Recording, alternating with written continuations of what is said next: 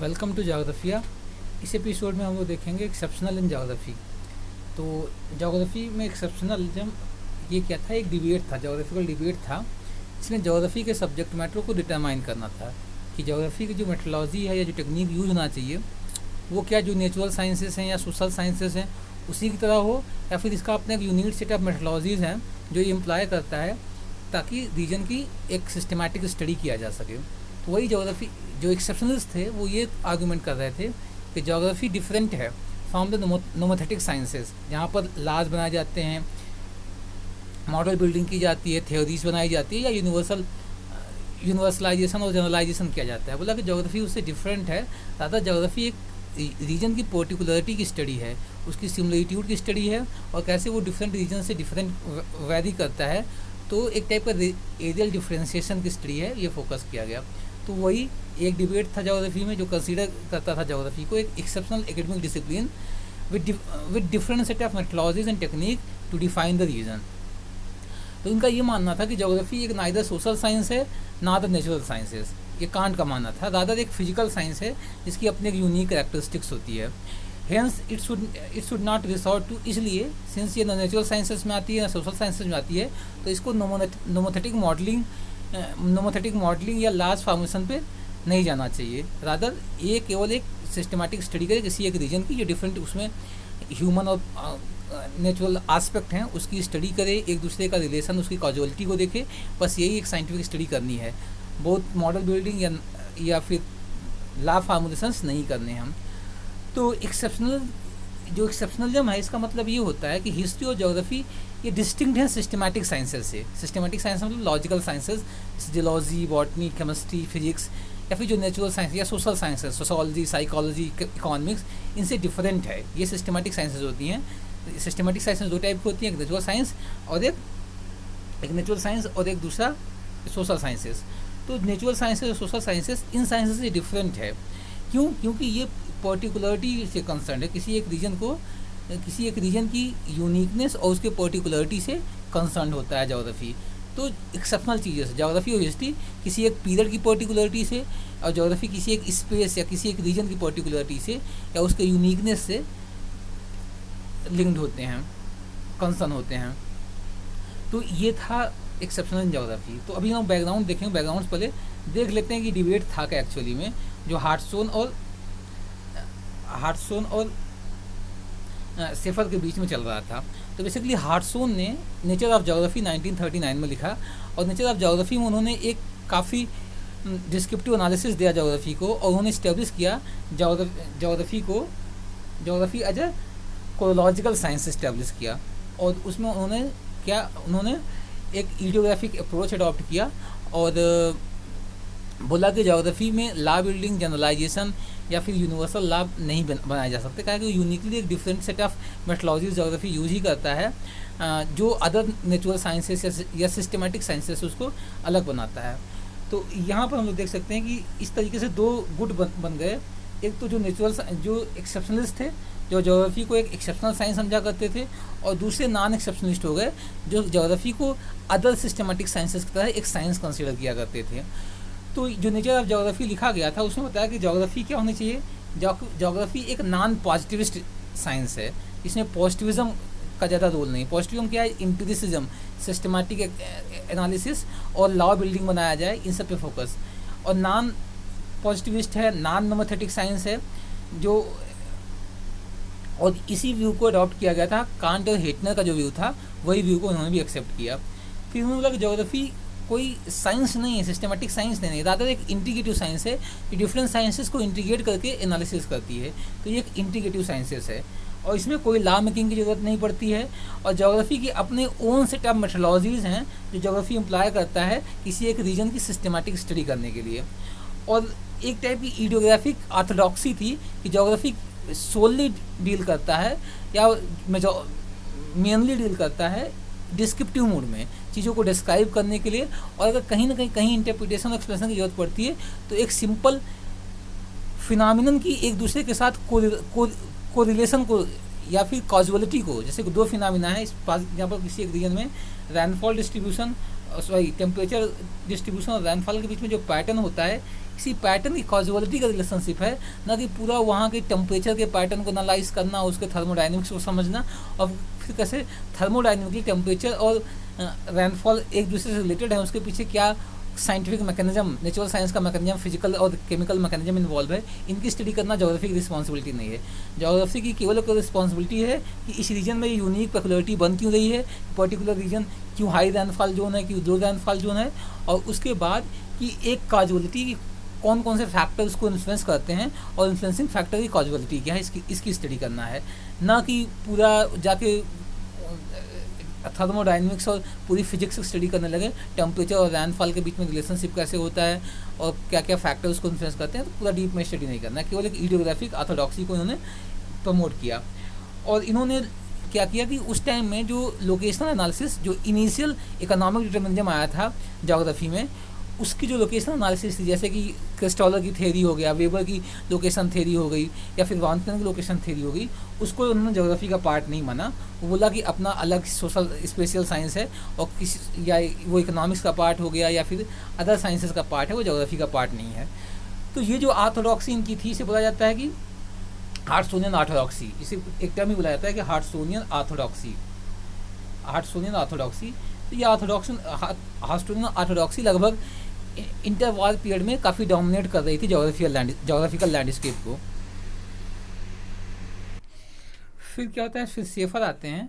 Safer ने इनके जो बुक था, इनके बुक पर बुक का एक क्रिटिक लिखा, जो नेचर ऑफ ज्योग्राफी पे क्रिटिक लिखा, और सेफर का जो एक क्रिटिक था उसका नाम था exceptional in geography a methodological examination. तो उन्होंने क्या किया, यहाँ पर नेचर ऑफ ज्योग्राफी को क्रिटिसाइज़ किया और एक अल्टरनेटिव केस प्रोवाइड किया ज्योग्राफी को कि वो फिलोसॉफिकल और मेथोडोलॉजिकल पोजीशन जो पॉजिटिविस्ट साइंसेस की है उसको अडॉप्ट कर सकती है। और इन्होंने बताया कि ज्योग्राफी एक स्पेशल साइंस है। इनका क्या करना था कि ज्योग्राफी एक इंटीग्रेटिव या कोलॉजिकल साइंस है, जहाँ पर एक पर्टिकुलर रीजन में डिफरेंट हर एक एस्पेक्ट को, ह्यूमन और फिजिकल एस्पेक्ट की स्टडी की जाती है, तो स्टडी की जाती है। और जबकि इनका ये मानना था कि ज्योग्राफी एक स्पेशल साइंस है, ये पैटर्न और प्रोसेस की स्टडी करती है, पैटर्न एंड प्रोसेस की स्टडी करती है।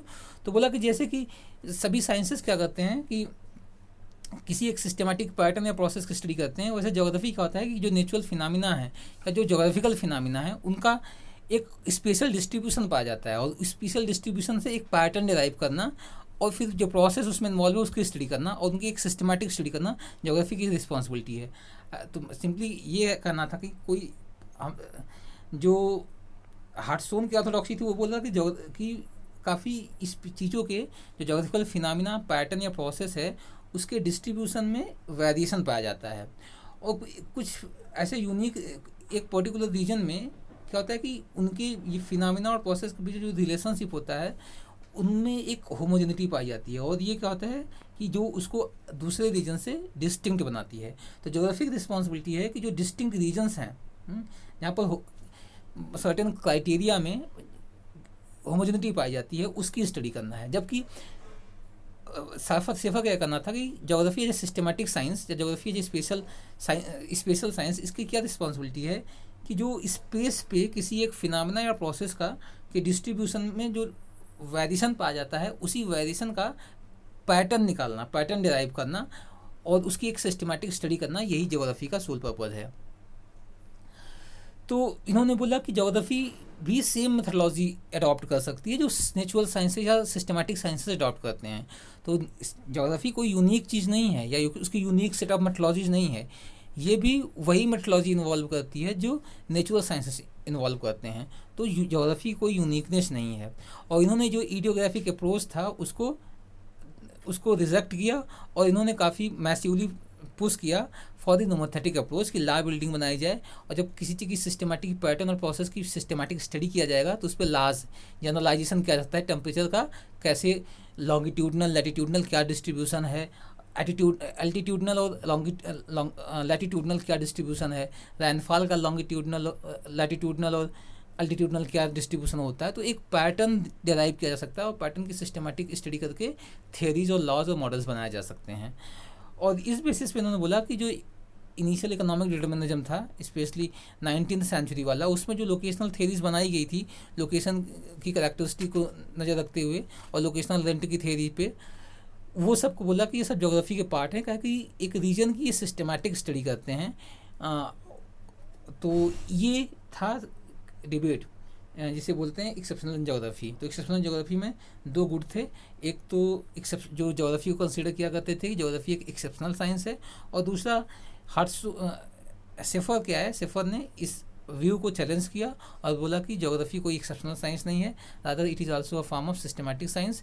जो सिस्टमैटिक साइंस के जो टूल्स एंड मेथोलॉजीज एंड टेक्निक्स हैं उसको अडॉप्ट किया जा सकता है, ताकि जो ज्योग्राफिकल फिनोमिना एंड प्रोसेसेस हैं, जो फैक्ट फिनोमिना प्रोसेस के डिस्ट्रीब्यूशन का सिस्टमैटिक पैटर्न डिराइव किया जा सके, और उस पैटर्न को थियोरी और मॉडल्स या फिर हाइपोथेसिस के फॉर्म में एक ग्रैंड मॉडल के फॉर्म में दिया जा सके।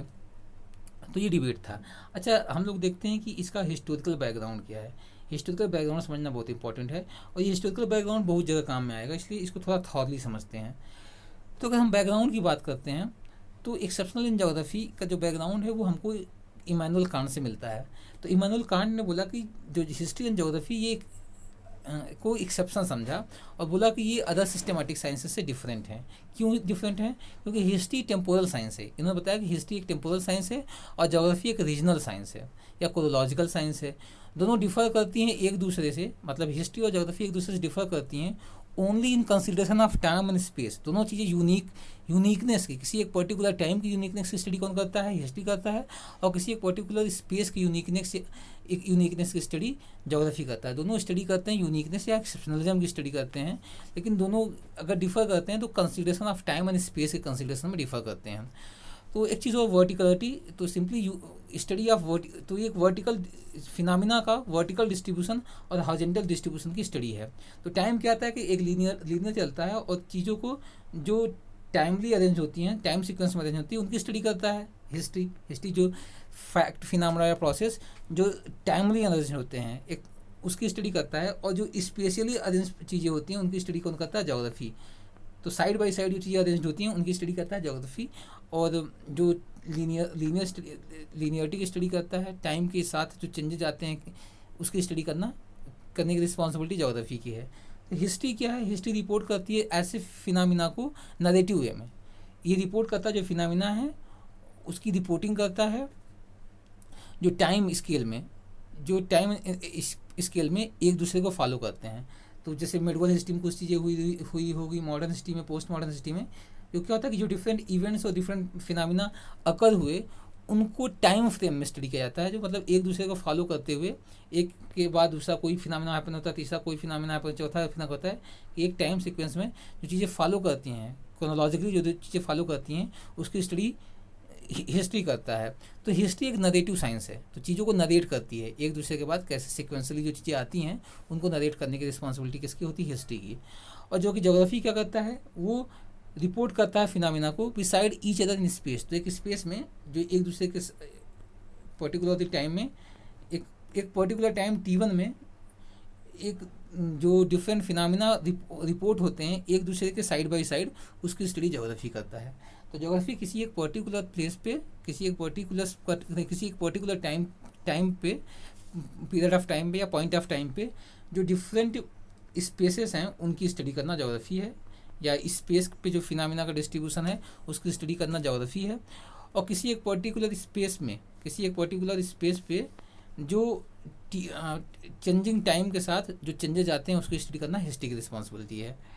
तो इस तरीके से बताया कि हिस्ट्री क्या है, नरेटिव होती है, और ज्योग्राफी क्या होता है, डिस्क्रिप्टिव होता है। तो इस तरीके से ज्योग्राफी एक डिस्क्रिप्टिव मोड में लिखी भी जाना चाहिए, उन्होंने ये बताया, और इसलिए ईडियोग्राफिक अप्रोच अडॉप्ट करना चाहिए ज्योग्राफी को to fill up the entire तो इसलिए बहुत ज़रूरी है, इन दोनों की स्टडी इसलिए ज़रूरी है काहे कि हर चीज़ लॉजिकल साइंस या systematic sciences, logical science in terms of the can't या सिस्टमैटिक साइंसेस जो स्टडी करते हैं उनसे हम लोग को पूरे इंटायर सर्कमफ्रेंस का कंसेप्शन नहीं मिल पाता। इसलिए हिस्ट्री और ज्योग्राफी बहुत ज़रूरी है स्टडी का। फॉर एग्जांपल अगर हम लोग बात करते हैं कि बॉटनी की बात करते हैं, तो बॉटनी में क्या है कि अगर हम किसी एक स्पीसी की स्टडी करते हैं, ह्यूमन एज ए स्पीसी की स्टडी करते हैं, तो ह्यूमन एज ए स्पीसी की स्टडी करते हैं तो इसमें हम लोग को ज्योग्राफिकल डायमेंशन और हिस्टोरिकल डायमेंशन ह्यूमन को बहुत इंटायरली, उसके पूरे इंटायरिटी में समझने के लिए हेल्प करता है। कैसे हेल्प करता है? जब हम लोग इसको हिस्टोरिकली पढ़ते हैं तो इवोल्यूशन ऑफ ह्यूमन स्पीसीज़ की बात करते हैं, तो कैसे वो ऐप से लेकर आज तक कैसे इवोल्यूशन हुआ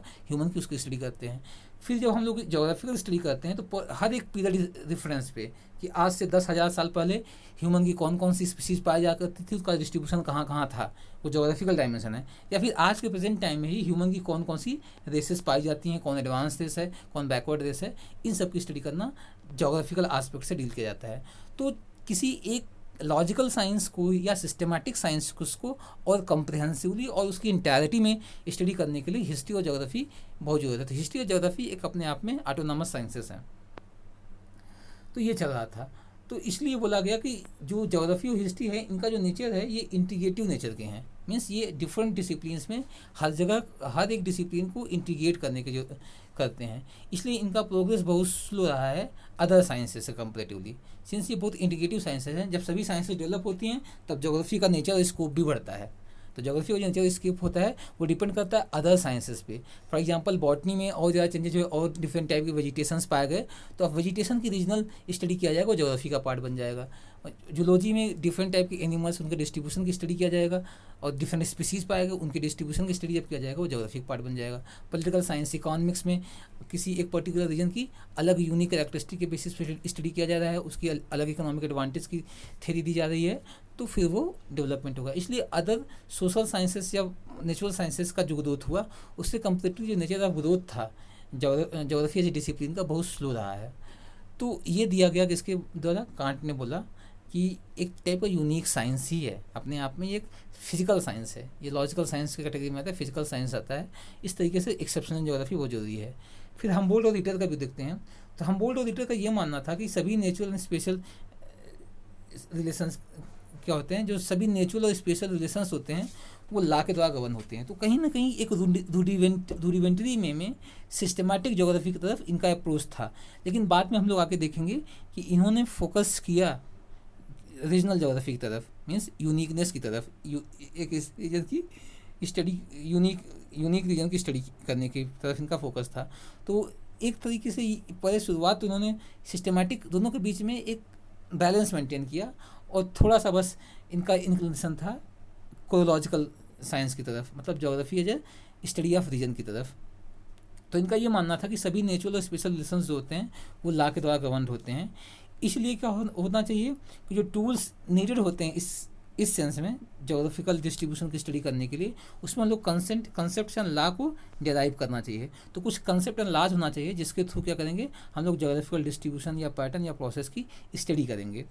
तो geography as a science concerned with the formulation of laws to govern the spatial distribution of certain features। तो यहाँ पर इनका ये मानना था कि ज्योग्राफी एक ऐसा साइंस है जो लॉ को फार्मुलेट करती है, जो गवर्न करती है, जो डिफरेंट फीचर्स हैं या डिफरेंट फिनोमेना हैं उनकी स्पेशल डिस्ट्रीब्यूशन को गवर्न करने वाले लॉ का फार्मुलेशन ज्योग्राफी का पार्ट है। तो यहाँ से ये हिंट मिलता है कि इनका ये फोकस था कि ज्योग्राफी एक सिस्टमैटिक साइंस भी होनी चाहिए। तो आगे इनका ये मानना था कि जो successful development of the other discipline such as geophysics, astronomy, geology, इन सब ने क्या किया, ज्योग्राफी, तो इससे जब ये सब अदर सिस्टमैटिक साइंसेस डेवलप हो गई तो उससे क्या हुआ, ज्योग्राफी अब पूरे अर्थ की स्टडी नहीं रह गया, अर्थ के इंटीरियर या उसके स्ट्रक्चर की स्टडी नहीं रह गया, केवल को ज्योग्राफी की अब रिस्पॉन्सिबिलिटी रही कि अर्थ के सरफेस पर जो कुछ भी फिनोमेना अगर होता है, केवल अर्थ के सरफेस पर जो फिनोमेना अगर होता है, इंटीरियर में क्या हो रहा है, डीप ओशंस में क्या हो रहा है, वो पार्ट नहीं है। क्या कि वो जियोफिजिक्स हो गया, एस्ट्रोनॉमी हो गया, जियोलॉजी हो गया, और फिर ओशनोग्राफी हो गया, उन सब की स्टडी किस अलग अलग वो साइंसेस बन गई, अर्थ साइंसेस, नेचुरल साइंसेस या सोशल साइंसेस में डिवाइड हो गया। तो ज्योग्राफी की अब केवल ये रिस्पॉन्सिबिलिटी रह गई है कि ऐसे फिनोमेना या प्रोसेस जो केवल अर्थ के सरफेस पे होते हैं उनकी स्टडी करना रिस्पॉन्सिबिलिटी रह गई ज्योग्राफी की। जो मेजर कंसर्न है ज्योग्राफी का वो होना चाहिए कि मैनर या पैटर्न या प्रोसेस, मैनर या पैटर्न या प्रोसेस ऑफ नेचुरल प्रोसेस की स्टडी करना होगा। मतलब जो डिफरेंट नेचुरल प्रोसेस हैं उनकी स्टडी करना होगा, साथ ही साथ इन नेचुरल प्रोसेस का मैन के साथ क्या रिलेशनशिप है अर्थ के सरफेस पे, उसकी भी स्टडी करना ज्योग्राफी की रिस्पॉन्सिबिलिटी है। तो explanation of all this phenomena एक सिस्टमैटिक मैथड में होना चाहिए ताकि चीज़ों को कंबाइन किया जाए टू फिल एन एरिया। तो एक क्या सब चीज़ों की temperature, rainfall, precipitation, relative humidity, climate, और फिर वहाँ की ह्यूमन करेक्टरिस्टिक, हर चीज़ की एक सिस्टमेटिक स्टडी किया जाना चाहिए ताकि किसी एक पर्टिकुलर रीजन में उसको सभी चीज़ों को कंबाइन करके स्टडी किया जा सके। मतलब इनका ये अप्रोच था कि हर चीज़ की सिस्टमेटिक स्टडी इसलिए किया जाना चाहिए, हर एक फिनोमेना, हर एक प्रोसेस, हर एक फैक्ट की एक सिस्टमेटिक स्टडी इसलिए किया जाना चाहिए ताकि अगर हम लोग एक पर्टिकुलर रीजन को डील करें, किसी एक पर्टिकुलर रीजन को डील करें, वहाँ पर जितने भी फैक्टर्स हैं उनको कंबाइंडली स्टडी किया जा सके। फॉर एग्जाम्पल टेम्परेचर, प्रेसिपिटेशन, हर चीज़ को कंबाइंडली स्टडी किया जाए। तो यहाँ से क्या होता है, रीजनल अप्रोच अडॉप्ट करते हैं हमबोल्ट एंड रिटर। तो उनका ये भी था कि इस चीज़ों को सिस्टमेटिक स्टडी भी किया जाना चाहिए और पूरी सिस्टमेटिक स्टडी को किसी एक पर्टिकुलर रीजन में कंबाइन करके उस रीजन के कॉम्बिनेशन की पेकुलरिटी की स्टडी करना जरूरी है।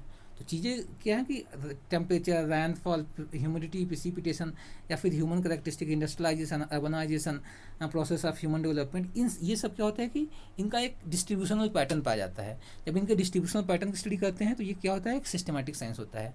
लेकिन क्या है कि किसी एक पर्टिकुलर रीजन में इनके कॉम्बिनेशन की स्टडी करते हैं, किसी एक पर्टिकुलर रीजन में इनके कॉम्बिनेशन की स्टडी करते हैं, और इनके कॉम्बिनेशन की स्टडीज़ क्या होता है कि उस रीजन की पेकुलरिटी हम लोग को समझ में आती है या उस रीजन की पर्टिकुलरिटी समझ में आती है। तो ये ज्योग्राफी का यही मेन मकसद है कि हर एक रीजन के पेकुलरिटी या कैरेक्टरिस्टिक या उसके यूनिकनेस की स्टडी करना। तो इसलिए बोला गया कि geography must pay attention to the spatial arrangement of the various natural processes rather than the phenomena itself. यहाँ पर भी ये याद रखना है कि हर कोई ज्योग्राफी में जितने भी एक्सेप्शनल्स थे उनका यही कहना है कि वो इस चीज़ को डिनाई नहीं करते थे कि स्पेशल अरेंजमेंट की स्टडी किया जाए कि ना किया जाए। नोमोथेटिक अप्रोच जो इडियोग्राफिक अप्रोच है वो भी स्पेशल पैटर्न के अरेंजमेंट की स्टडी करता है, बट किस अरेंजमेंट से कि वेरिएशन को समझने का अरेंजमेंट से, पूरे पैटर्न की टेम्परेचर कैसे इक्वेटर टू पोल चेंज होता है इसकी स्टडी करना ज्योग्राफी की रिस्पॉन्सिबिलिटी है, चाहे वो रीजनल साइंस में हो या फिर चाहे वो नोमोथेटिक अप्रोच वाले हो, चाहे वो इडियोग्राफिक अप्रोच वाले हों। लेकिन ये पर्पज से जो हार्ट्सोन ऑर्थोडॉक्सी थी या फिर रीजनल ज्योग्राफी वाला जो अप्रोच है उसका ये मानना है कि इन पैटर्न की स्टडी इसलिए किया जाना चाहिए ताकि किसी एक पर्टिकुलर रीजन के यूनिकनेस को आइडेंटिफाई किया जा सके। जो कॉम्बिनेशन ऑफ दी फैक्टर्स हैं या कॉम्बिनेशन ऑफ दी फिनोमेना हैं वो कैसे एक पर्टिकुलर रीजन को यूनिक बनाते हैं या अदर रीजन से डिफरेंट बनाते हैं, इसकी स्टडी करना ज्योग्राफिक रिस्पॉन्सिबिलिटी होनी चाहिए। ना कि हम लोग को प्रोसेस की स्टडी नहीं करना है कि टेम्परेचर क्या होता है, प्रेसिपिटेशन क्या होता है, प्रेसिपिटेशन का मैकेनिज्म कैसे है, प्रेसिपिटेशन कैसे डेवलप होता है, संघनन की प्रोसेस क्या होती है, ड्यू पॉइंट क्या होता है, इन सब की डिटेल्ड स्टडी नहीं है। थर्मोडायनेमिक्स नहीं समझना है इनकी, या फिर कोई भी अगर हम लोग जियोफॉलजी की स्टडी करते हैं किसी एक पर्टिकुलर रीजन पे कौन लैंडफॉर्म क्यों डेवलप हुआ, तो लैंडफॉर्म के डेवलपमेंट का पैटर्न समझना है, ना कि प्रोसेस समझना है, या फिनोमेना की स्टडी नहीं समझना है। तो यही कहना था, मतलब ये इसका पूरा निष्कर्ष है कि geography must pay attention to the spatial arrangement of the various natural phenomena of an area. तो एक रीजन की जो वेरियस नेचुरल फिनोमेना है उनकी स्पेशल अरेंजमेंट के पैटर्न की स्टडी करना है, ना कि फिनोमेना की ही स्टडी करना। तो इस अप्रोच को जो रीजनल साइंस का, जो रीजनल ज्योग्राफी का अप्रोच या फिर ज्योग्राफी या कोलॉजिकल साइंस का जो अप्रोच अडॉप्ट किया गया था रिटर और हमबोल्ट के द्वारा, उसे बोला जाता है स्पेशल डिस्ट्रीब्यूशन पर्सपेक्टिव बोलते हैं। तो किसी भी फिनोमेना या प्रोसेस का क्या स्पेशल डिस्ट्रीब्यूशन है उसकी स्टडी करना, ये कोलॉजिकल व्यू पॉइंट था किसका, हमबोल्ट और रिटर का एक स्पेशियो डिस्ट्रीब्यूशनल पर्सपेक्टिव था रीजन की स्टडी करने के लिए। तो more methodological debate and misinterpretation, बाद में इसको बहुत मिस इंटरप्रेट किया जाए, कुछ लोग बोले, वही हम लोग देख सकते हैं कितना ज़्यादा मेथोडोलॉजिकल डिबेट और इंटरप्रिटेशन हो सकता है। हम कहीं इनमें सिस्टमेटिक ज्योग्राफी के पॉइंट्स मिलते हैं तो कहीं पर हमको रीजनल ज्योग्राफी के पॉइंट मिलते हैं, या फिर कोलॉजिकल साइंस के भी मिलते हैं। तो इसलिए बहुत ज़्यादा मिस इंटरप्रिटेशन किया गया कि हमबोल्ट और रिटर एक्चुअली में कहना क्या चाहते थे, ये किससे बिलोंग किया करते थे, ये कोलॉजिकल साइंस को सपोर्ट किया करते थे या ज्योग्राफी जो सिस्टमेटिक ज्योग्राफी की जो साइंस की को अप्रोच किया करते थे। तो इसमें डिफरेंसेस है। इसके बाद कौन आता है, तो सिंपली ये याद रखना है कि हमबोल्ट और रिटर का जो अप्रोच था वो स्पेशल डिस्ट्रीब्यूशनल पर्सपेक्टिव था। तो ये लगभग दोनों का कॉम्बिनेशन था, सिस्टमेटिक ज्योग्राफी का भी और रीजनल ज्योग्राफी का भी कॉम्बिनेशन था। फिर अगले जो जोग्राफर आते हैं वो थे फर्डिनांड रिस्टोफेन। फर्डिनांड रिस्टोफेन इन्होंने क्या किया, इन्होंने जो इस स्पेशल डिस्ट्रीब्यूशनल पर्सपेक्टिव था कोलोलॉजिकल साइंस का, तो कोलोलॉजिकल साइंस का जो हमबोल्ट और रिटर ने दिया था उसी को आगे कैरी किए। इनका ये मानना था कि to arrive at general concept one has to first look observation in the particular region where the observed features may appear as unique. Such observation constitute regional या special science। तो इनका ये मानना था कि आप तभी जनरल पैटर्न की स्टडी कर सकते हैं या जनरल कंसेप्ट या पैटर्न की स्टडी तभी कर सकते हैं जब आप सभी एक रीजन में, फॉर एग्जाम्पल टेम्परेचर की आपको स्टडी करना है जनरल पैटर्न के, तो हर एक रीजन में, ट्रॉपिकल रीजन, टेम्परेट रीजन, सब पोलर रीजन, पोलर रीजन, सब रीजन में टेम्परेचर की स्टडी करिए। तो आप पहले क्या करेंगे, हर एक रीजन की, हर एक यूनिक रीजन की स्टडी करेंगे, उसके बाद सभी रीजन को मिलाकर हम लोग क्या करते हैं कि एक जनरल कंसेप्ट डिराइव करते हैं। तो इसलिए जनरल कंसेप्ट पे आने के लिए बहुत ज़रूरी है कि हम लोग रीजनल या स्पेशल ज्योग्राफी को भी पढ़ें। तो दोनों एक दूसरे को कॉम्प्लीमेंट करते हैं, कोई ऐसा नहीं कि दोनों के बीच में डिवलिटी या डायलेक्ट या डाइकॉटमी है, रादर एक दूसरे कॉम्प्लीमेंट्री हैं। चाहे वो special science social systematic science, sorry special geography systematic geography complementary है और systematic geography special geography complementary है। इसलिए ये बोला जाता है कि किसी एक जनरल कंसेप्ट पे आने से पहले हम लोग को किसी एक पर्टिकुलर रीजन में ऑब्जर्वेशंस करने पड़ते हैं जहाँ पर कोई भी चीज़ यूनिक दिखाई देती है, कोई भी फिनोमेना या कोई भी प्रोसेस यूनिक दिखाई देता है, और ऐसे ऑब्जर्वेशन के बेसिस पे ही हम लोग जनरल कंसेप्ट को या जनरल पैटर्न को डिराइव करते हैं। तो regional geography has of necessity to be descriptive. तो इसलिए रीजनल ज्योग्राफी डिस्क्रिप्टिव होना ही ज़रूरी है, और डिस्क्रिप्शन कैन नॉट बी, और एक चीज़ हो याद रखना है कि लेकिन ये डिस्क्रिप्शन क्या है, इंड पर्पज नहीं है, ये क्या इट इज़ मीन्स टू एक सिस्टमैटिक पैटर्न को स्टडी करना। तो regional geography is means to an end. End क्या है, इंड सिस्टमैटिक पैटर्न है, सिस्टमैटिक ज्योग्राफी है। तो इंड सिस्टमैटिक ज्योग्राफी है, मीन्स क्या है, रीजनल ज्योग्राफी है। Systematic geography concept, general concept, general laws, general models, किसी भी ज्योग्राफिकल फिनोमेना को डिराइव करने के लिए जो मीन्स है वो रीजनल ज्योग्राफी है। तो geography must go beyond the description of unique features in particular region to seek regularities in their occurrence and to formulate hypothesis which explains the observed characteristics। यही मानना है कि ये मीन्स टू इन इंड है, और geography को description के beyond जाकर रेगुलरिटीज़ को आइडेंटिफाई करना है कि कोई भी फिनोमेना जो अकर होता है उसकी रेगुलरिटीज़ क्या है उसको आइडेंटिफाई करना है, और एक हाइपोथेसिस फार्मुलेट करना है जो उस ऑब्जर्व कैरेक्टरिस्टिक या फिनोमेना को एक्सप्लेन करे। तो ये इस तरीके से क्या था कि इन्होंने क्या किया, जो एक टाइप का ड्यूअलिज्म स्टार्ट हो रहा था और एक बहुत मिस इंटरप्रिटेशन किया जा रहा था कि ड्यूअलिज्म एग्जिस्ट करता है किस टाइम में, हमबोल्ट और रिटर के टाइम में। क्या हमबोल्ट और रिटर पूरी तरीके से ब्रिज नहीं कर पाया था ड्यूअलिटी को। जो ड्यूअलिटी किससे स्टार्ट हुई थी, वेरेनियस के टाइम में स्टार्ट हुई थी, उसको इंड नहीं कर पाया था। तो यहाँ से इन्होंने शुरुआत किया कि इंड किया जाए ड्यूअलिटी को। तो स्पेशल ज्योग्राफी इज नेसेसरी, तो इनका ये मानना था कि जो स्पेशल ज्योग्राफी है, रीजनल ज्योग्राफी है, it is necessary for systematic geography. तो chorological view of geography as a means to an end. तो यहाँ ये माना गया कि इसे बोला जाता है chorological geography, chorological view of geography दिया गया, और geography as chorological view of geography as means to an end है। तो ज्योग्राफी या science of earth science, geography को एज अर्थ साइंस माना गया, साइंस ऑफ अर्थ सरफेस माना गया कि अर्थ के सरफेस पे या कोरोलॉजी की स्टडी है, और इसको दो अप्रोच से डील किया जा सकता है। एक स्टडी ऑफ रीजन की स्टडी किया जाए, तो इनका ये मानना था, कौन है ये, हम लोग आई थिंक हेडनर उसको देख रहे हैं, हाँ रिस्टोफेन का ये मानना है कि अगर हम लोग ज्योग्राफी, इनका मानना था geography as a science of earth surface. और उन्होंने बताया कि ज्योग्राफी को डील करने के दो अप्रोचेस हैं। पहला कि किसी एक एरिया की स्टडी किया जाए, जब एरिया की स्टडी करते हैं तो उसे रीजनल ज्योग्राफी बोलते हैं। ये हमेशा सिंथेटिक होती है, चीज़ों को, हर एक फैक्टर को, हर एक फिनोमेना को आपस में सिंथेसाइज करके एक साथ इंटीग्रेटेड वे में स्टडी किया जाता है, और जो ऐसी स्टडी होती है हमेशा डिस्क्रिप्टिव होती है। तो रीजनल ज्योग्राफी हमेशा डिस्क्रिप्टिव होती है। और फिर दूसरा जो अप्रोच होता है ज्योग्राफी को, जो साइंस ऑफ अर्थ होता है, वो स्टडी ऑफ फिनोमेना है। जो फिनोमेना अकर हो रहे हैं उनकी स्टडी करना है। तो जो स्टडी ऑफ फिनोमेना या things distributed over earth surface in casual, तो ये क्या है, कंपैरेटिव स्टडी है, लार्जर एरिया की कंपैरेटिव स्टडी है, और ये इंडक्टिव रीजनिंग इन्वॉल्व करती है। तो जब इंडक्टिव रीजनिंग इन्वॉल्व करती है तो जनरल कंसेप्ट बनाती है, और इससे क्या होता है कि आइडेंटिफाई करता है नेचर ऑफ काजुअल रिलेशनशिप। तो जो डिफरेंट फैक्टर्स होते हैं वो कैसे कॉजुअली लिंक्ड होते हैं, डिफरेंट वेरिएबल्स होते हैं वो कैसे कॉजुअली लिंक्ड होते हैं, जो कोई जोग्राफिकल फिनोमेना प्रोसेस को अकर हो, जिससे कोई फिनोमेना प्रोसेस अकर होता है, उसकी स्टडी करना है दूसरा अप्रोच जो है वो स्टडी ऑफ फिनोमेना है। तो इस तरीके से ज्योग्राफी का दो काम है, एक तो एरिया की स्टडी करना और दूसरा फिनोमेना की स्टडी करना एक डिस्ट्रीब्यूशनल पर्सपेक्टिव से।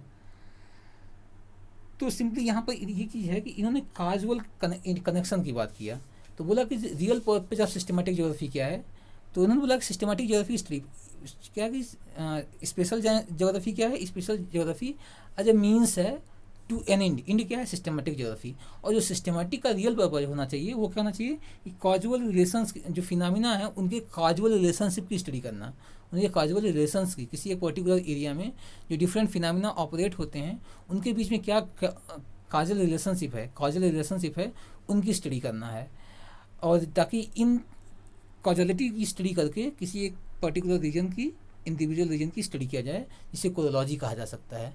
तो सिंपली दोनों इंटरलिंक्ड हैं।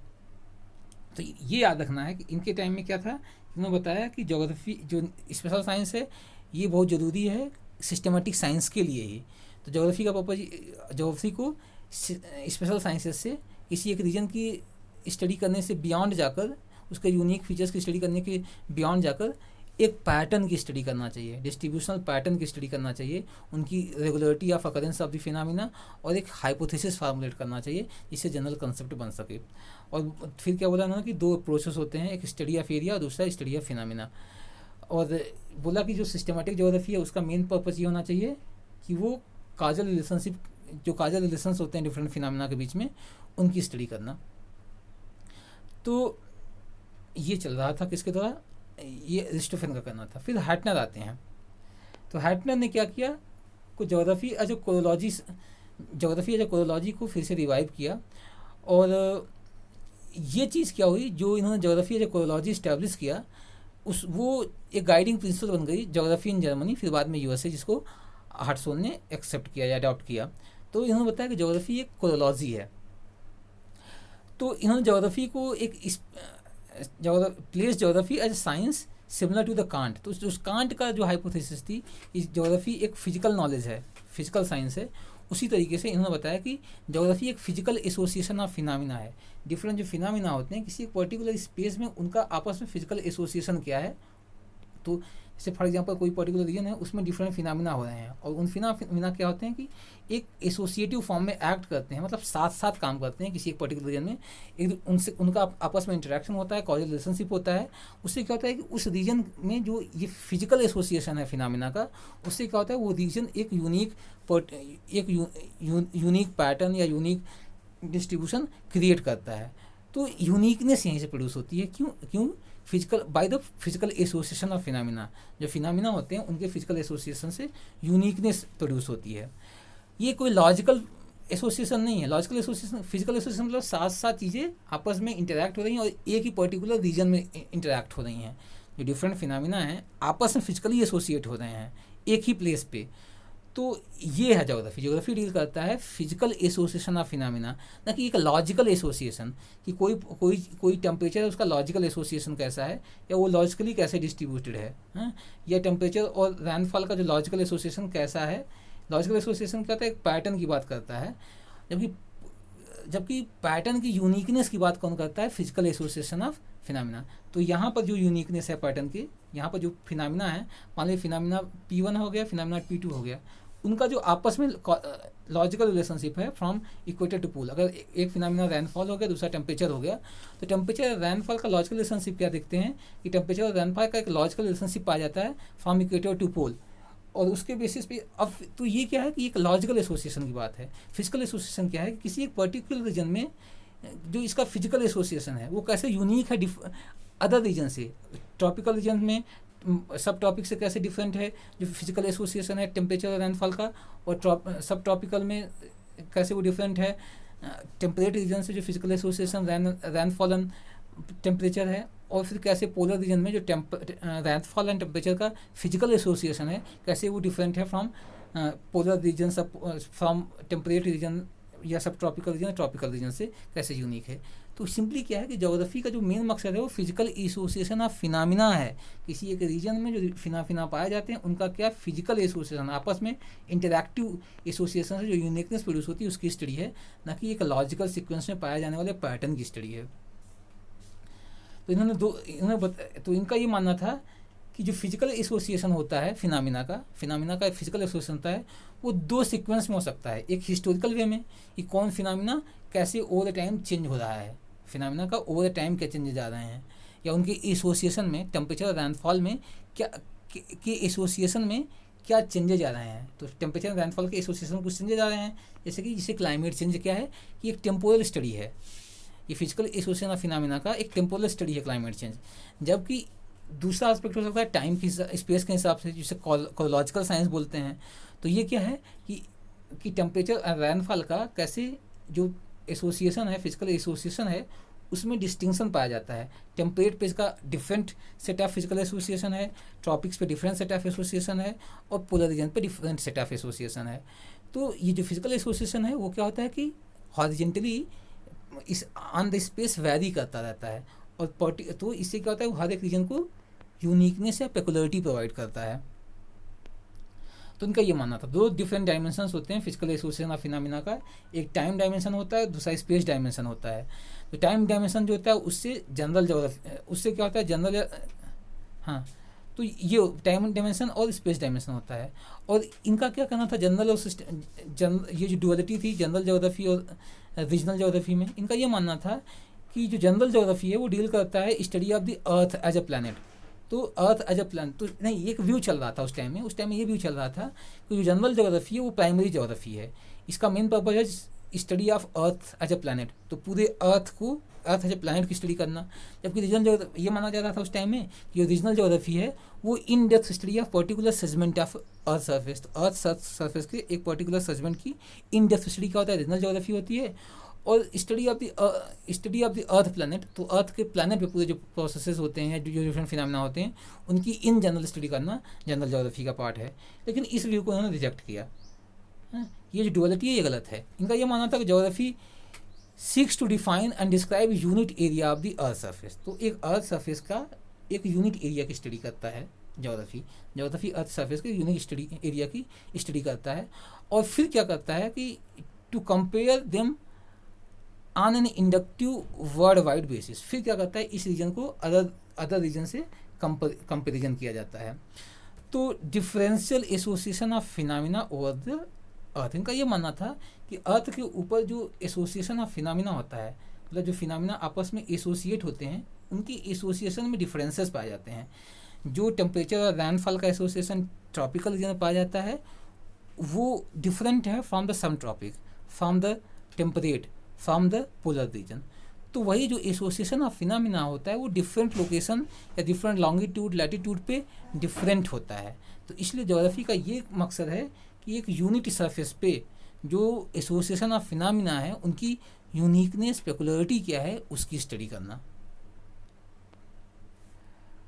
तो ये याद रखना है। तो सिंपली ये क्या है कि इनका ये इन्होंने क्या दिया कि एक डुअलिटी दिया, फिजिकल एसोसिएशन ऑफ फिनोमेना और logical association of phenomena. Geography जो डील करता है वो फिजिकल एसोसिएशन ऑफ फिनोमेना से डील करता है। अब फिर आगे देखते हैं। आगे इनका ये मानना था कि इन्होंने क्रिटिसाइज किया जो किसका, जो हमबोल्ट और रिटर का, और बाद में रिस्टोफन का अप्रोच था स्पेशल डिस्ट्रीब्यूशन पर्सपेक्टिव, कि ज्योग्राफी का जो पर्पज होना चाहिए जो फिनोमेना या प्रोसेस है उसका जो स्पेशल डिस्ट्रीब्यूशन है उसके पैटर्न की स्टडी करना। और फिर उन्होंने बताया कि एक जो सिस्टमैटिक साइंस है एक ये इंड है, उसका मीन्स क्या है रीजनल ज्योग्राफी, उसका सिस्टमैटिक ज्योग्राफी का मीन है। तो बोला कि regional geography is means to an end क्या है सिस्टमैटिक ज्योग्राफी। तो इस चीज़ को इन्होंने क्रिटिसाइज किया कि problem becomes of geography interest only when a distribution is an element of the areal association of phenomena that gives character to the region। तो इनका यही मानना था कि ज्योग्राफी ऐसे डिस्ट्रीब्यूशन की स्टडी करना है जहाँ पर क्या हो कि जो एरियल एसोसिएशन ऑफ फिनोमेना हो किसी एक पर्टिकुलर रीजन को वही यूनिक करेक्टरिस्टिक प्रोवाइड किए जो हम लोग लास्ट में देखे। तो geography begins with special association. तो ज्योग्राफी की जो स्टडी होती है वो स्पेशल एसोसिएशन के साथ स्टार्ट होती है। स्पेशल एसोसिएशन ऑफ फिनोमिना जो किसी एक रीजन को पेकुलर करेक्टरिस्टिक्स देखता है। तो हर एक रीजन हम लोग देखें कि स्पेशल एसोसिएशन ऑफ फिनोमिना अलग अलग होता है। तो इस जो एसोसिएशन ऑफ फिनोमिना होता है, फिजिकल एसोसिएशन ऑफ फिनोमिना होता है, हर एक रीजन का यूनिक होता है। तो वो उसको करेक्टर प्रोवाइड करता है। फॉर एग्जांपल जो टेम्परेचर और रैनफॉल का डिस्ट्रीब्यूशन ट्रॉपिकल एरिया में है, वो ट्रॉपिकल एरिया को अलग करेक्टरिस्टिक देता है। और जो ये एसोसिएशन, इन दोनों का एसोसिएशन जो टेम्परेट रीजन में है वो उसको अलग करेक्टरिस्टिक प्रोवाइड करता है, करेक्टर प्रोवाइड करता है। तो इस तरीके से ज्योग्राफी की स्टडी क्या है? ज्योग्राफी एक स्पेशल एसोसिएशन ऑफ फिनोमिना की स्टडी है जो किसी एक पर्टिकुलर रीजन को यूनिक करेक्टर प्रोवाइड करता है। फिर क्या ज्योग्राफी इसके अलावा ज्योग्राफी कॉजल इंटरडिपेंडेंस की भी स्टडी करता है। तो geography involves consideration of the causal interdependence of various set of the specially arrange phenomena in particular segment of the earth surface. तो ज्योग्राफी केवल ये नहीं स्टडी करना है कि जो association, for example tropical region में जो एसोसिएशन हुआ टेम्परेचर और रैनफॉल का, उससे क्या हुआ कि ट्रॉपिकल रीजन को एक ऐसी करेक्टरिस्टिक मिली कि हाँ यहाँ पर ज़्यादा रैनफॉल होती है ट्रॉपिकल रीजन में। तो ये ही नहीं कि केवल एसोसिएशन ऑफ फिनोमिना की स्टडी नहीं है, रादर टेम्परेचर और रैनफॉल के बीच में जो कॉजल इंटरडिपेंडेंस है इसकी भी स्टडी करना ज्योग्राफिक रिस्पॉन्सिबिलिटी है। तो दोनों चीज़ स्टडी करना, एक तो स्पेशल एसोसिएशन जो है ऑफ फिनोमिना जो उसको यूनिक बनाती है अदर रीजन से, और फिर जो कॉजल रिलेशनशिप होता है डिफरेंट फिनोमिना के बीच में उनका जो कैसे इंटरडिपेंडेंस है, रैनफॉल का टेम्परेचर पे, टेम्परेचर का रैनफॉल पे क्या इंटरडिपेंडेंस है, इसकी भी स्टडी करना ज्योग्राफी की रिस्पॉन्सिबिलिटी है। तो वही बोला कि geography involves consideration of the casual interdependence of the various set of the specially arrange phenomena in particular segment of the earth surface. तो रिस्टफन की तरह ही इनका भी ये मानना था कि ज्योग्राफी क्या है, कोरोलॉजिकल ज्योग्राफी को इन्होंने बताया कि एक कोरोलॉजिकल साइंस है, या इनका व्यू था कि कोरोलॉजिकल व्यू ऑफ ज्योग्राफी इन्होंने एज्यूम किया। और इन्होंने माना कि उसी तरह इन्होंने बोला कि इसको as a means to an end माना कि ये एक मीन्स टू एन एंड है। और जो मेन चीज़ तो है कि इस तरीके से उन्होंने किया कि इन्होंने भी जो डुअलिटी थी फिजिकल और ह्यूमन ज्योग्राफी को उसको ख़त्म किया, और सिस्टमेटिक और स्पेशल ज्योग्राफी की जो डुअलिटी थी उसको भी इन्होंने एंड किया। लेकिन इन्होंने क्या किया, पार्सेल और गारलैंड का जो रेंज ज्योग्राफी का कंसेप्ट था उसको रिजेक्ट किया। इनका यही मानना था कि ज्योग्राफी एक फिजिकल साइंस है और जो स्टडी किया जाना चाहिए ज्योग्राफी की वो पॉलिटिकल बाउंड्रीज़ या फिर कल्चरल बाउंड्रीज़ की बेसिस पे ना किया जाए, रादर ज्योग्राफी को नेचुरल बाउंड्रीज़ में या नेचुरल रीजन्स में डिवाइड करके स्टडी किया जाना चाहिए। तो उस व्यू को इन्होंने क्रिटिसाइज़ किया। इवन इन्होंने रिटर को क्रिटिसाइज़ किया। इनका ये पर्पज़ था कि उन्होंने ज्योग्राफी का जो सेंटर में मैन को रखना चाहा, लेकिन इसको भी क्रिटिसाइज़ किया। और इनके हिसाब से ज्योग्राफी एज अ कोरोलॉजिकल साइंस न तो नेचुरल चीज़ों की स्टडी करता है, ना तो ह्यूमन चीज़ों की स्टडी करता है, बल्कि दोनों की साथ में स्टडी करता है। तो इससे क्या होता है कि इसको ये एक डिस्टिंक्ट कलेक्टर ऑफ लैंड होता है यहाँ पर मैन इन्वायरमेंट की रिलेशनशिप की स्टडी करता है। तो ना प्योरली ये नेचर की स्टडी करता है, ना प्योरली ह्यूमन की स्टडी करता है। नेचुरल की स्टडी करना नेचुरल साइंसेस की रिस्पॉन्सिबिलिटी है, ह्यूमन की स्टडी करना ह्यूमन साइंस की रिस्पॉन्सिबिलिटी है, रादर दोनों को टुगेदर स्टडी करता है ये। तो ये था इनका हेटनर का व्यू। तो हेटनर का अगर हम लोग व्यू देखा जाए इडियोग्राफिक और नोमोथेटिक अप्रोच पे, तो उन्होंने इनका मानना ये था कि like other discipline of this scientific knowledge, तो हर एक डिसिप्लिन में दोनों अप्रोच होते हैं। कुछ चीज़ें डिस्क्राइब की जाती हैं और कुछ चीज़ पे लाज बनाए जाते हैं। तो कोई ऐसा साइंस नहीं होता है कि जिसमें सब चीज़ें नोमोथेटिक अप्रोच में ही चलें, हर चीज़ लॉ मॉडल्स पे ही चले। थोड़ा बहुत तो उसमें इडियोग्राफिक अप्रोच डिस्क्रिप्शन तो होता ही है। तो इसलिए अदर साइंटिफिक नॉलेज की तरह ज्योग्राफी भी एक साइंटिफिक नॉलेज है जो दोनों मेथोडोलॉजीज को, इडियोग्राफिक और नोमोथेटिक मेथोडोलॉजी दोनों को इम्प्लाई करता है।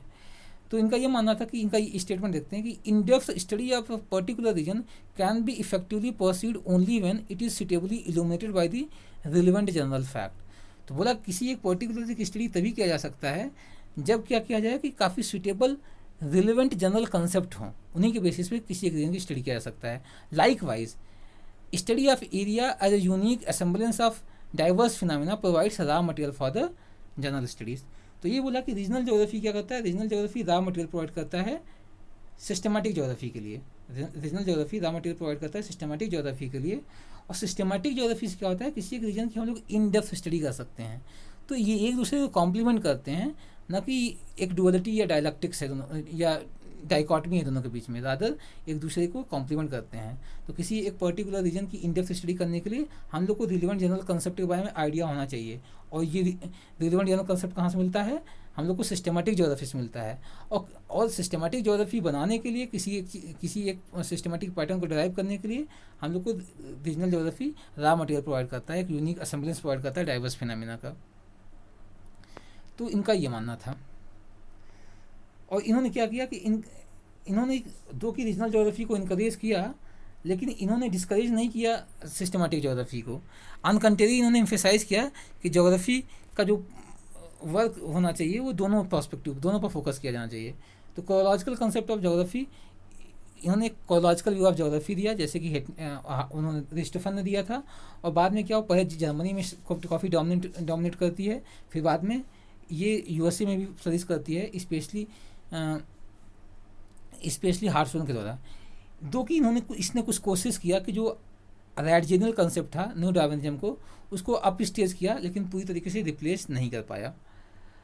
तो एक ये व्यू था किसका, हिटनर का ये मानना था कि ज्योग्राफी एक फिजिकल एसोसिएशन ऑफ फिनोमेना की स्टडी है, जो किसी एक रीजन को यूनिक करेक्टरिस्टिक या करेक्टर प्रोवाइड करता है। फिर इनका ये मानना था कि ज्योग्राफी का दोनों काम है, एक तो स्पेशल एसोसिएशन ऑफ फिनोमेना, जो किसी एक रीजन की को करेक्टर प्रोवाइड करते हैं, उसकी स्टडी करना। फिर जो फिनोमेना है उनकी एसोसिएशन में जो इंटरडिपेंडेंस है उसकी स्टडी करना। तो causal interdependence, causal association of phenomena जो रिस्टफन का था, उसको इन्होंने कैरी किया। रिस्टफन ने सबसे पहले बताया था काजल एसोसिएशन ऑफ फिनोमेना के बारे में। फिर इन्होंने बताया कि रीजनल ज्योग्राफी और सिस्टमैटिक ज्योग्राफी एक दूसरे को कॉम्प्लीमेंट करती हैं। रीजनल ज्योग्राफी, सिस्टमैटिक ज्योग्राफी के जो जनरल कंसेप्ट होते हैं उसको यूज़ करके हम लोग इन डेप्थ स्टडी कर सकते हैं किसी एक रीजनल ज्योग्राफी रीजन की। और फिर जो रीजन्स के होते हैं वो रॉ मटेरियल प्रोवाइड करते हैं, टेम्परेचर, प्रेसिपिटेशन, रेनफॉल, इन सब का रॉ मटेरियल प्रोवाइड करते हैं, जिसके बेसिस पे हम लोग सिस्टमैटिक ज्योग्राफी कंस्ट्रक्ट करते हैं। फिर क्या था कि फिर उन्होंने एम्फेसाइज किया और उन्होंने कोशिश किया कि रेडजेनियल कंसेप्ट जो चल रहा था उस टाइम में न्यू डार्विनिज्म को, उसको काउंटर किया सके, लेकिन पूरी तरह से रिप्लेस नहीं कर पाया। अगले जो ज्योग्राफर आते हैं इस डिबेट में, तो उस डिबेट में क्या कहते हैं, ओटो शुल्टर आते हैं। ओटो शुल्टर क्या थे कि ओटो शुल्टर दोनों अप्रोच से डिससेटिस्फाइड थे कि geography as a chorological science इससे भी वो डिससेटिस्फाइड हो चुका था। जो हिटनर और रिस्टफन का अप्रोच था उससे भी डिससेटिस्फाइड थे। और साथ में साथ उस टाइम में जो दूसरा अप्रोच था वो जो रैडिकल का न्यू डार्विनिज्म था, वो दोनों से ऊब चुके थे और दोनों से उनको अच्छा एक्सप्लेनेशन नहीं मिल रहा था ज्योग्राफी का। तो इन्होंने एक अल्टरनेटिव कंसेप्ट दिया, कंसेप्ट ऑफ लैंडस्केप दिया। इन्होंने ये याद रखना है कि ओटो शुल्टर ने कंसेप्ट ऑफ लैंडस्केप दिया। और इस जो कंसेप्ट ऑफ लैंडस्केप है, इसको सबसे पहले विमर ने 1885 में दिया था। उन्होंने एक बुक लिखा था हिस्टोरिज लैंडसाफ्ट कुंडे, उसमें लैंडसाफ्ट या लैंडस्केप का कंसेप्ट दिया। बाद में उसको उसका एक्सपोजिशन किया गया ओटो शुल्टर के द्वारा। अब समझते तो मतलब सिंपली जो कंसेप्ट ऑफ लैंडस्केप है वो किससे, ओटो शुल्टर से बिलोंग करता है। समझते हैं कंसेप्ट ऑफ लैंडस्केप क्या होता है। जो कंसेप्ट ऑफ लैंडस्केप होता है ये visual perception of the earth surface. तो अर्थ सर्फेस के नीचे क्या है, प्रोसेस की स्टडी नहीं करना है, याद रखना है कि प्रोसेस की स्टडी नहीं करना है। अर्थ के सर्फेस जो चीज़ें दिखाई दे रही हैं इनकी स्टडी करना है, इनके पीछे कौन प्रोसेस इन्वॉल्व है, प्रोसेस की कॉजुअलिटी क्या है, प्रोसेस को अफेक्ट करना है फैक्टर क्या है। हम लोग को प्रोसेस की स्टडी नहीं करना है, बल्कि जो प्रोसेस के द्वारा डिराइव्ड पैटर्न है अर्थ के सर्फेस पे या लैंडस्केप जो दिखाई देता है, विजुअल परसेप्शन जो है अर्थ के सर्फेस की, उसकी स्टडी करना लैंडस्केप के अंतर्गत आता है। तो it also include non material. तो ये है पर स्टडी करना। इसके अलावा क्या होता है कि जो पैटर्न्स बनते हैं या जो लैंडस्केप बनते हैं वो एक तो विजुअल हो सकते हैं या मटेरियल विजुअल होते हैं, और विजुअल तो होते ही हैं। और ये दो टाइप हो सकते हैं, एक मटेरियल लैंडस्केप हो सकते हैं, नॉन मटेरियल कुछ ये ह्यूमन बनाता है। तो जो ह्यूमन लैंडस्केप के फॉर्म में, तो कुछ ऐसे ह्यूमन लैंडस्केप होते हैं जो क्या होते हैं कि इनविजिबल होते हैं, जैसे रिलीजन हो गया, कल्चर हो गया, किसी कल्चर हर्थ की स्टडी करते हैं तो एंग्लो कल्चर हर्थ हो गया, एंग्लो अमेरिकन कल्चर हर्थ हो गया। तो वहाँ पर एक ह्यूमन लैंडस्केप क्रिएट किया गया है कि इंग्लिश बोली जाती है, क्रिश्चियन डोमिनेंस है, बहुत सेकुलरिज्म वहाँ पर है, बहुत प्रोग्रेसिव लोग मॉडर्न टेक्नोलॉजी यूज़ करते हैं। तो ये एक ह्यूमन लैंडस्केप बनाया गया, ये नॉन मटेरियल एस्पेक्ट है लैंडस्केप का। तो ये विजुअल परसेप्शन, लेकिन विजुअल परसेप्शन में आता है हम लोग उसको परसीव कर सकते हैं कि हाँ भाई इंग्लिश बोली जाती है, क्रिश्चियनिटी डोमिनेंट रिलीजन है वहाँ पर, लोग वहाँ पर साइंस टेक्नोलॉजी में बहुत एडवांस है। ये सब चीज़ें क्या है कि नॉन मटेरियल कंटेंट है जो लैंडस्केप का मटेरियल कंटेंट भी हो सकता है, जैसे कि लैंड फॉर्म में, सेटलमेंट पैटर्न में, टोपोग्राफी में, और फिर दूसरा नॉन मटेरियल हो सकता है जैसे कि स्पेशली ह्यूमन फिनोमेना जो होते हैं या ह्यूमन प्रोसेसेस जो होते हैं। तो लैंडस्केप की स्टडी ये है। तो ये visual perception of the earth surface in geographical area, ये केवल विजुअल परसेप्शन या अर्थ के सरफेस के पैटर्न की स्टडी करता है, ना कि प्रोसेस की स्टडी करता है। और मटेरियल नॉन मटेरियल कंटेंट अर्थ के सरफेस पे जो है दोनों की स्टडी करता है ये। इसने क्या किया, इसने कंसेप्ट ऑफ प्रोसेस को इनकॉर्पोरेट किया। कंसेप्ट ऑफ प्रोसेस मीन्स होता है टाइम।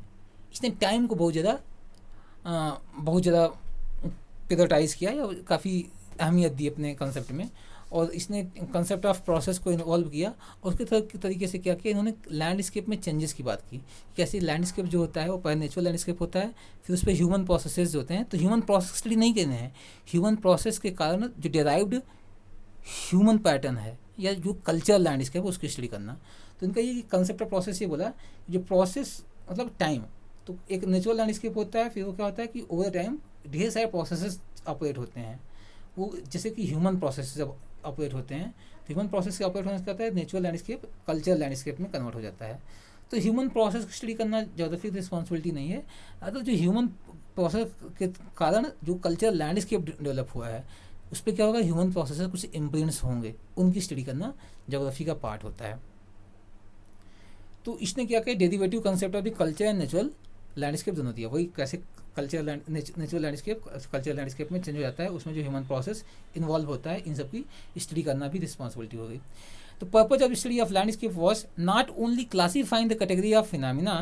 तो इसका मेन मकसद ये नहीं था कि केवल हम लोग को जो कैटेगरी ऑफ फिनोमिना है उनको क्लासीफाई करें और डिटरमाइन करें उनके डिस्ट्रीब्यूशनल पैटर्न को और एसोसिएशन को।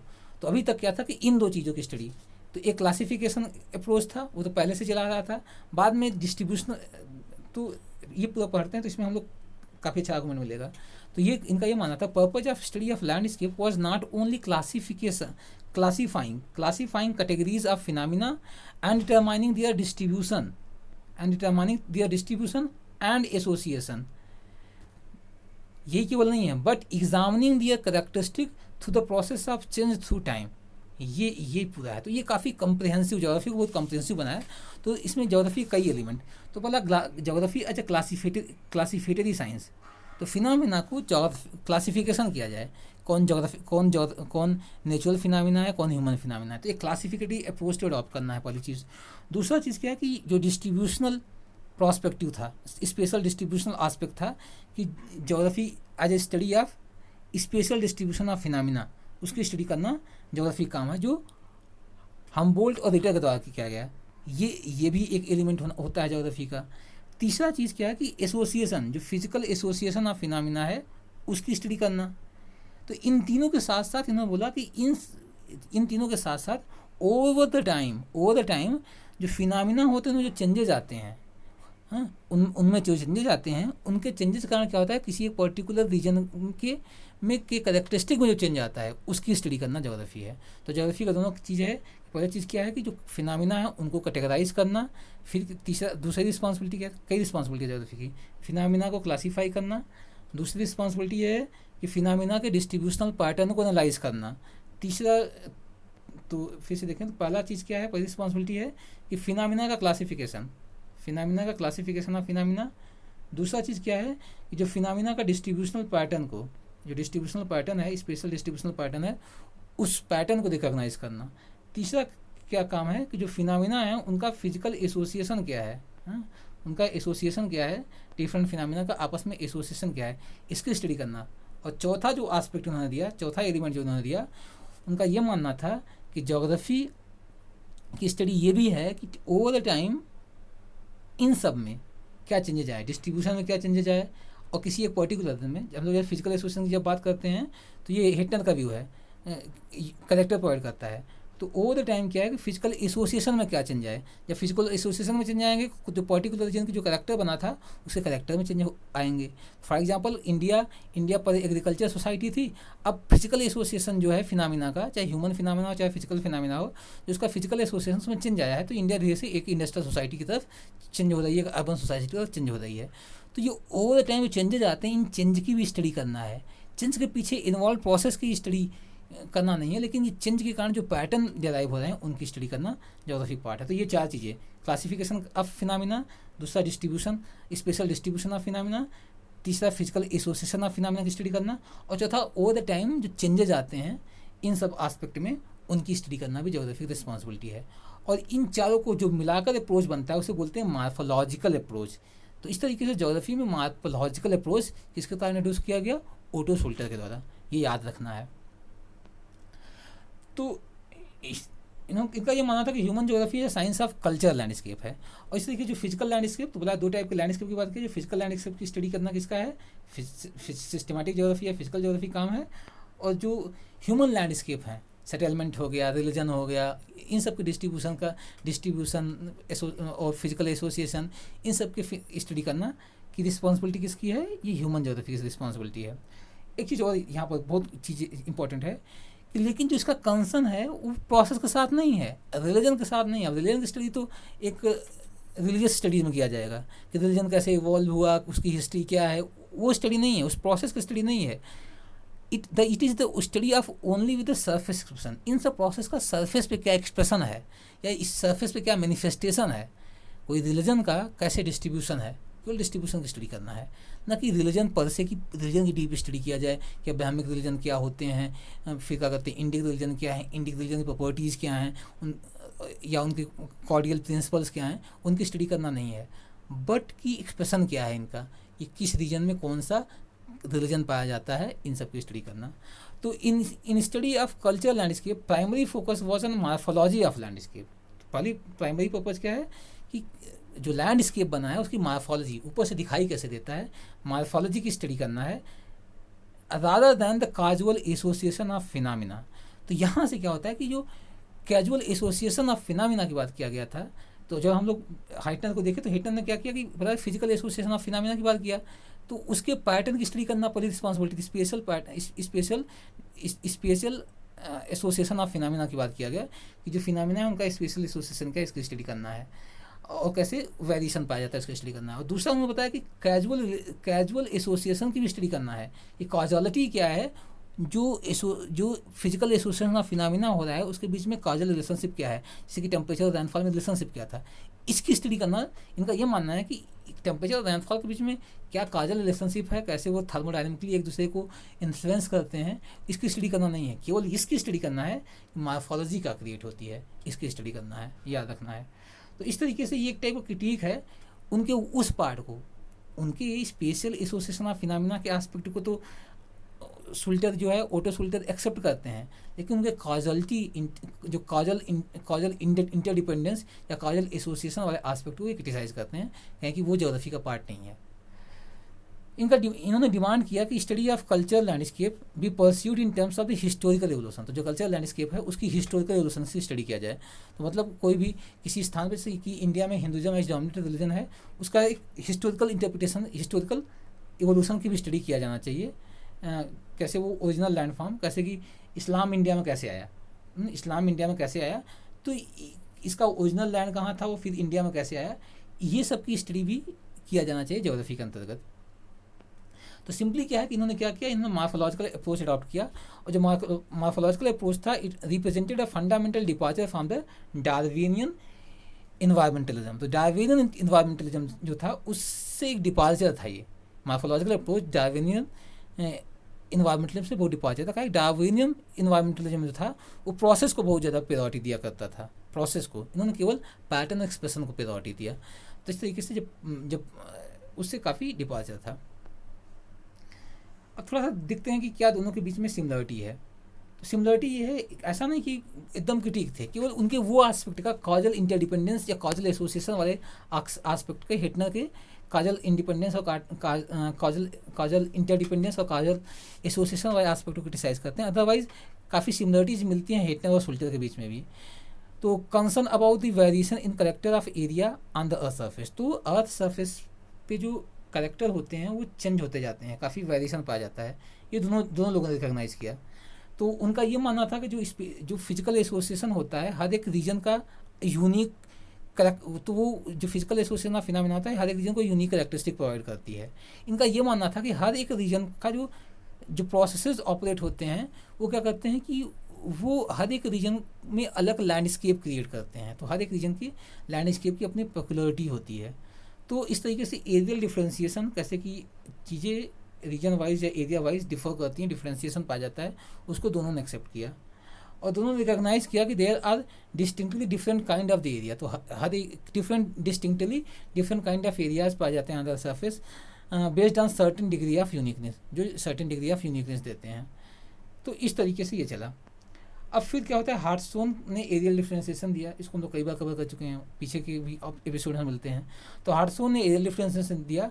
इनका ये मानना था कि कोई क्लियर कट नोमोथेटिक और आइडियोग्राफिक अप्रोच के बीच में कोई क्लियर कट नहीं है, दोनों चीज़ें इनबिल्ट हैं ज्योग्राफी में, आल प्रेजेंट इन आल डिसिप्लिन। तो आइडियोग्राफिक अप्रोच, नोमोथेटिक अप्रोच दोनों हर एक डिसिप्लिन में पाए जाते हैं। इन्होंने क्या किया, इन्होंने अवॉइड किया रिगोरस क्वांटिफिकेशन को और excessive use of statistical tools को इन्होंने अवॉइड किया, और सिंपली इनका ये क्या था कि इन्होंने एरियल डिफ्रेंसिएशन का कंसेप्ट दिया, और हम तो एक एपिसोड ही कवर किए हैं एरियल डिफ्रेंसिएशन का। तो इस तरीके से ये बैकग्राउंड था कि कैसे एक डिबेट चल रहा था कि क्या ज्योग्राफी क्या है। तो ये डिबेट हम लोग को कहीं पर भी यूज़ कर सकते हैं। तो इस एपिसोड में इतना ही। Thank you very much.